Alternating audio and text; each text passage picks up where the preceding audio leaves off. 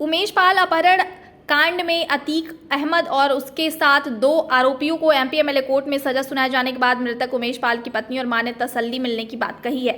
उमेश पाल की मां और उनकी पत्नी ने मीडिया से बात करते हुए कहा कि जो भी सीएम योगी आदित्यनाथ कर रहे हैं हम उससे संतुष्ट हैं। न्यायपालिका जो भी कर रही है वह सही कर रही है। हम उन्हीं की बातों को मानेंगे और उन्हीं की बातों को जानते हैं। उन्होंने कहा कि योगी जी हम लोगों की मदद कर रहे हैं, लेकिन जिस तरीके से मेरे बेटे और सरकारी गनर को मारा गया है उसी तरह हम चाहते हैं कि इन लोगों को भी मारा जाए, तभी हमारे परिवार को तसल्ली मिलेगी। उधर कोर्ट में अतीक अहमद को जूतों की माला पहनाने के लिए अधिवक्ता वरुण देवपाल अपने सहयोगी के साथ कोर्ट के बाहर पहुंचकर उमेश पाल जिंदाबाद के नारे लगाए और कहा कि अतीक को जूतों की माला पहनाने आए हैं। फिलहाल कड़ी सुरक्षा होने के कारण ऐसा नहीं हो सका। अतीक और अशरफ को वापस नैनी सेंट्रल जेल भेजा गया। जल्दी ही दोनों को वापस साबरमती और बरेली जेल भेजा जाएगा।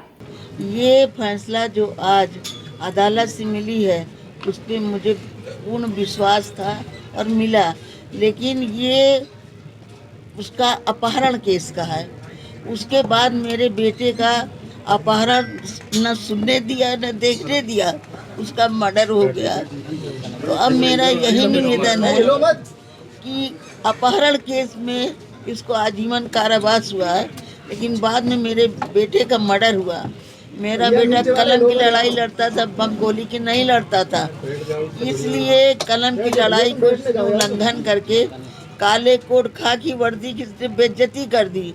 इसलिए मेरा यही निवेदन है, जो भी अदालत फैसला दे, मुझे मुख्यमंत्री जी के ऊपर विश्वास है कि मेरे बेटे का मर्डर का इनको फांसी की सजा सुनाए। ये तो मेरे बेटे का अपहरण का केस था, लेकिन मेरे बेटे का मर्डर हो गया। साथ में 2 मेरे उनके सुरक्षा कर्मी थे। तो बताइए, जब इन्होंने काली कोट और खाकी वर्दी का इज्जत नहीं किया, उनको मार डाली, उनके वर्दी पे कीचड़ मारा, तो आगे हम पब्लिक को क्या छोड़ेंगे।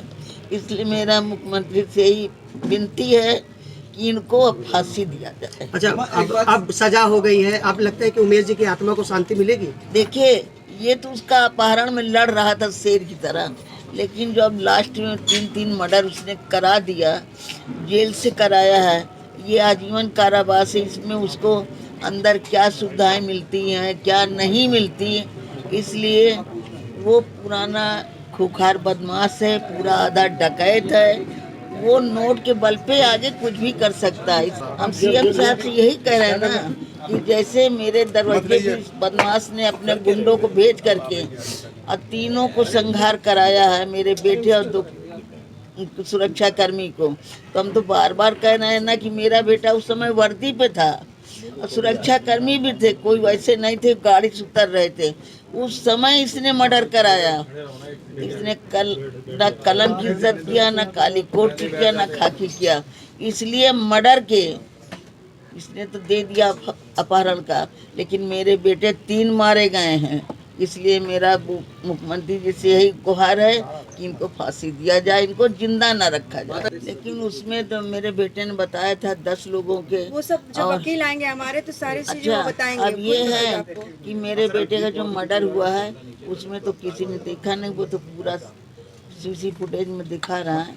अब उस पर जो भी निर्णय ले अदालत या मुख्यमंत्री जी जो भी निर्णय ले, वो तो सीसी कैमरे में पूरा कैद है। आप फांसी की मांग कर रहे थे, लेकिन उम्र कैद की सजा दी गई है, तो क्या आपको डर बना रहेगा आपके मन के अंदर, जैसा कि आप पहले भी बता रहे थे? मैंने क्या कहा बेटा कि देखिए, उसको आजीवन कारावास दिया है, लेकिन ये जेल के अंदर उसको पूरी सुविधाएं मिलती है, पूरी सुविधाएं मिलती, तो हम क्या जाने कि वहाँ से क्या सब कुछ करा सकता है। मतलब आप जेल में जाएगा, लेकिन घटना को अंजाम दे सकता है, अभी दे सकता है, अभी भी दे सकता है। आप उम्र कैसे संतुष्ट हैं?